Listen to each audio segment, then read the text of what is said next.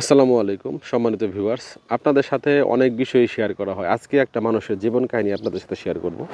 তো ছেলেটা ময়মনসিংহে একটা বিশ্ববিদ্যালয়ে পড়াশোনা করতো। পড়াশোনা অবস্থায় তার সাথে একটা মেয়ের সম্পর্ক হয়, পরিচয় হয়। আস্তে আস্তে ছেলেটা মেয়ের সাথে খুব ভালো সম্পর্ক হয়ে যায়। তখন ছেলেটা নামাজি ছিল, ৫ ওয়াক্ত নামাজ পড়তো। তো ছেলেটা সম্পর্কে হালাল করার জন্য মেয়েটাকে গোপনে বিয়ে করে।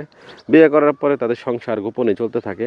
একটা পর্যায়ে তাদের মানে একটা বাচ্চা যখন পেটে আসে মেয়েটার, তখন তো মেয়েটা আসলে তার বাড়িতে চলে যায়। বাড়িতে চলে যাওয়ার পরে সবাই যখন জানাজানি হয়, মেয়ের গার্জিয়ান জানাজানি হলে, তখন তারা বাচ্চাটাকে নষ্ট করে ফেলে। নষ্ট করার পরিপ্রেক্ষিতে ছেলেটা অনেক রিকোয়েস্ট করে যে বাচ্চাটা যেন নষ্ট না হয়। তার পরিপ্রেক্ষিতেও কিন্তু বাচ্চাটা নষ্ট করে ফেলে। তারপরে অনেকদিন মেয়েটার সাথে যোগাযোগ থাকে না ছেলেটার। তারপর যখন যোগাযোগ হয়, তারপর আনুষ্ঠানিকভাবে পরিবারগতভাবে বিয়ে হয়। বিয়েতে তখন তাদের কাবিন ধার্য করা হয়েছিল ৪ লক্ষ টাকা। ছেলেদের ডিমান্ড ছিল যে কাবিনটা কম হোক, কিন্তু না, মেয়ের গার্ডিয়ান সবাই মিলে তারা ৪ লক্ষ টাকা কাবিনে বিয়ে হয়। বিয়ে হওয়ার এক পর্যায়ে সংসার খুব ভালোভাবে হইতেছিল। তখন মেয়েটা ফার্স্ট ইয়ার ছিল, অনার্স ফার্স্ট ইয়ারে ছিল। ফার্স্ট ইয়ার থেকে মাস্টার্স ভর্তি হওয়ার আগ পর্যন্ত সংসার মোটামুটি ভালো ছিল, খুব ভালো। তো পরিপ্রেক্ষিতে একটা সময় মেয়েটার বাচ্চা হইতো না, বাচ্চা হতে চাইতো না। অনেক ডাক্তার দেখাইছে, চিকিৎসা করাইছে। চিকিৎসা করানোর পরে যখন মেয়েটার পেটে গর্ভে বাচ্চা আসে, তখন বাচ্চা আসার পরে মেয়েটা বলে যে আমি বাবার বাড়ি চলে যাই, সুবিধার জন্য বাবার বাড়ি চলে যায়। তখন ছেলেটা আসলে সরল মনে কোনো কাদা নাই, তখন ছেলেটাও কোনো কিছু না ভেবে মেয়েটাকে বাবার বাড়ি যেতে দেয়। তারপর সেখানে মেয়েটার বাচ্চা প্রসব হয়। হাসপাতালে প্রসব হওয়ার পরে যখন বাচ্চাটার বয়স ১ বছর ১.৫ বছর হয়ে যায়, তখন ছেলেটা বলে যে ঠিক আছে, অনেক দিন হলো তুমি বাসায় আসো, এখন তো অনেক দিন হলো। তখন মেয়েটা বলে যে না, আমি বাসায় যাব না, আমি এখানে কোচিংয়ে ভর্তি হব, আমি এখানে কোচিং করব, পড়াশোনা করব, আমি চাকরি করব, পড়াশোনা করছি। মেয়ের মা বলে যে অনেক কষ্ট করে মেয়েকে লেখাপড়া করাইছি চাকরি করার জন্য, ওখানে গেলে হবে না। ছেলেটাকে অনেক কিছু বলে। ছেলেটা যখন চাকরি ছিল, যখন ভালো অবস্থা ছিল, তখন কিন্তু কিছু বলে নাই। যখন চাকরি চলে যায় করোনার সময়, তখন থেকে সমস্যা শুরু হয়। তার ছেলেটার শাশুড়ি অনেক কথাবার্তা বলে, "ভাদেমা এই সেই কিছু করতে পারবে না, তোকে লেখাপড়া করাইছি, তোকে অনেক কিছু করতে হবে।" অথচ ছেলেটার বাড়ি থেকে কিন্তু মেয়েটা লেখাপড়া করছে। অনার্স ফার্স্ট ইয়ার থেকে মাস্টার্স পর্যন্ত কিন্তু ৫-৭ বছরের একটা বিষয় থাকে। তখন এইভাবে কিন্তু যখন ছেলেটা চাপ দিতে থাকে যে না, তুমি বাসায় আসো, তোমার সাথে আমার বিয়ে হয়েছে, আমার মেয়ে বড় হয়েছে, আমার বাড়িতে তুমি থাকবা। কিন্তু মেয়েটা আসলে রাজি হয় না। ছেলেটাকে নেওয়ার জন্য অনেক চেষ্টা করে, কিন্তু ছেলেটার বাড়িঘর ছেড়ে, বাবা মা ছেড়ে ছেলেটা ওখানে যায় না। তখন একটা পর্যায়ে এরকমভাবে আরও ১ বছর চলে যায়।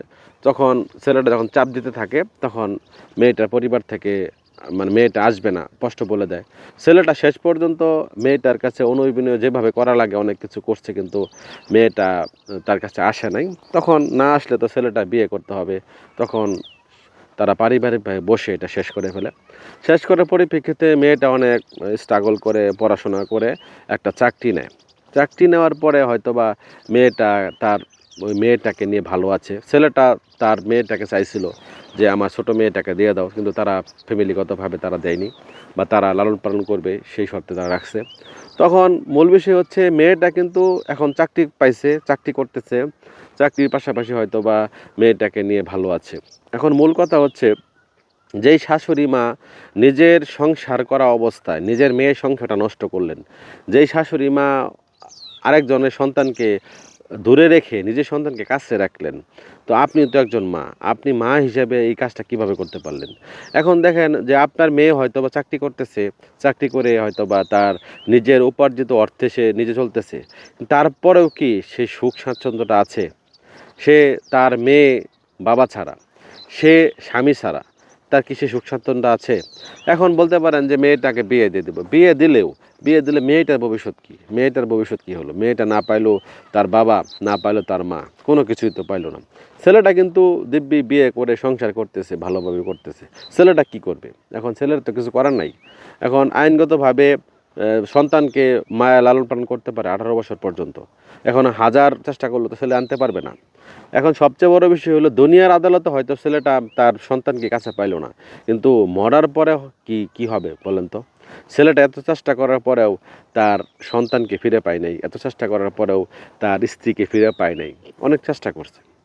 আসলে বাংলাদেশের পরিপ্রেক্ষিতে মেয়েরা একটু লেখাপড়া করলেই ভাবে কি যে আমি তো স্বাবলম্বী হয়ে গেছি, এখন তো আমার স্বামীর দরকার নাই, আমি নিজেই চলতে পারবো। সেটা বড় বিষয়। আপনি নিজে চলতে পারবেন ঠিক আছে, আপনি তো আপনার স্বামীকে পাইলেন না। আপনার স্বামী পাইলেন না, আপনি আপনার সন্তানের আপনার বাবা সন্তানের বাবাকে পাইল না। হ্যাঁ?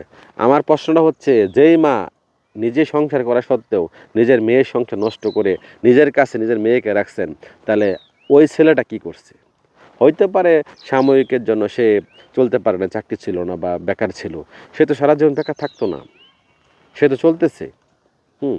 সবচেয়ে বড় বিষয় হলো ছেলেটা আসলে সবকিছু কিন্তু আল্লাহ তাআলার কাছে রেখে দিছে। আপনি দুনিয়ার মধ্যে মানুষের সাথে যেরকম করবেন, আপনি মনে রাখবেন সেম কাজটাই কিন্তু আপনার সাথে হবে। আপনি যদি ভালো কাজ করেন, আপনার ভালো হবে। যদি খারাপ কাজ করেন, আপনার জন্য খারাপ কিছু হবে। মানুষকে ঠকিয়ে, মানুষের হক নষ্ট করে কখনো নিজে ভালো থাকা যায় না। এটা মনে রাখবেন। কখনোই ভালো থাকতে পারবেন না। সেজন্য আমি মা বোনদের রিকোয়েস্ট করব, হইতে পারে যে আপনার হাসব্যান্ড একটু খারাপ বা একটু সমস্যার মধ্যে আছে, বেকার আছে বা যেকোনো সমস্যার মধ্যে থাকতে পারে। আপনি ধৈর্য ধরেন, আল্লাহর কাছে দোয়া করেন। রিজিকের মালিক একমাত্র আল্লাহ।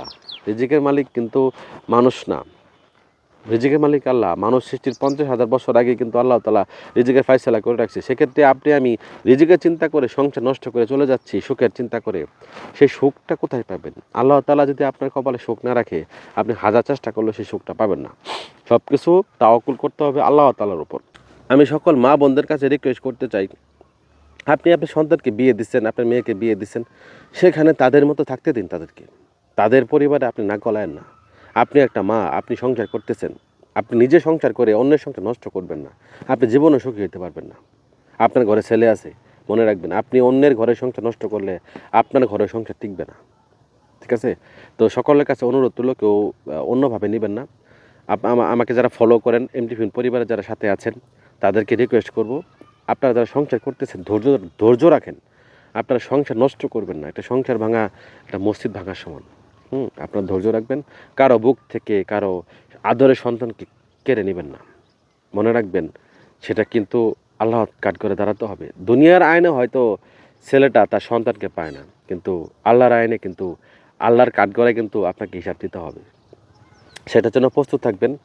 আল্লাহ তাআলা কিন্তু সকলেরই হিসাব নিবেন। দুনিয়ার মধ্যে আপনি যা করতেছেন, ক্ষমতা দেখাইতেছেন, আইন দেখাইতেছেন, সবকিছুর হিসাব কিন্তু আখিরাতে হবে। ভিডিওটা যদি ভালো লেগে থাকে, এই ভিডিও থেকে যদি বিন্দু পরিমাণ শিক্ষা নিয়ে থাকেন, ভিডিওটা শেয়ার করে দেবেন ইনশাআল্লাহ।